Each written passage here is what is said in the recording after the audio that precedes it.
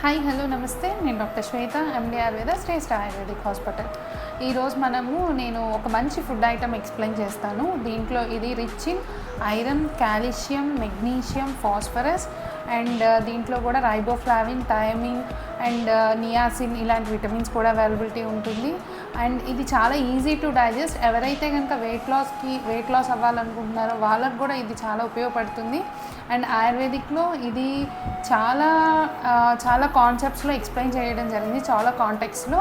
అదేంటంటే కనుక ఈ పెసలు అనేది మనకి బాడీకి చాలా ఉపయోగపడుతుంది. ఇది ఏంటంటే మన కొలెస్ట్రాల్ తగ్గించడానికి ఉపయోగపడుతుంది. అండ్ అలాగే దానివల్ల ఏమవుతుందంటే కొరోనరీ హార్ట్ డిసీజెస్, ఏమైనా హార్ట్ డిసీజ్ రాకుండా కూడా ప్రివెంట్ చేయడానికి కూడా హెల్ప్ఫుల్ అవుతుంది.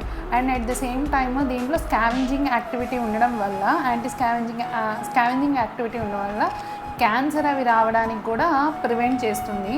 సో కాబట్టి ఏంటంటే ఇది మనం డైలీ ఫుడ్ హ్యాబిట్స్లో అంటే వారానికి 2 సార్లైనా 3 సార్లైనా పెసరపప్పుగా కానీ పెసరట్టుగా కానీ, బెస్ట్ టిఫిన్ చెప్పాలంటే పెసరట్టు కానీ కిచిడి కానీ వారానికి 3 సార్లు అలా తీసుకోవడం చాలా మంచిది. అండ్ ఇంకా చెప్పాలి అంటే కనుక అన్ని పప్పు ధాన్యాల్లో కూడా గ్యాస్ ఫామ్ అవ్వకుండా ఉండే పప్పులు ఏంటి అంటే కనుక పెసరపప్పు అనమాట. సో కాబట్టి ఇది బాగా డైట్లో ఇంక్లూడ్ చేసుకోండి. దీంట్లో ఇంకా ఫ్లావనాయిడ్స్, లైపోనిక్ యాసిడ్ ఉంది. అండ్ ఇంకోటి ఏంటంటే 100 గ్రామ్స్ ఆఫ్ పెసల్లో మనకి దగ్గరగా 24 గ్రామ్స్ ఆఫ్ ప్రోటీన్ ఉంటుంది. సో ఏ విధంగా చూసినా సరే ఇది చాలా హెల్ప్ఫుల్ అవుతుంది బాడీకి. అండ్ ఫీవర్, ఎవరికైనా జ్వరం ఏదైనా వచ్చినా కూడా ఈ బ్రెడ్ ఇట్లాంటివి అవాయిడ్ చేయండి. చక్కగా పెసరట్టు అయినా చేసి పెట్టచ్చు, లేకపోతే కిచిడీలాగా పెసరపప్పు అన్నం అయినా సరే చేసి పెట్టచ్చు అనమాట.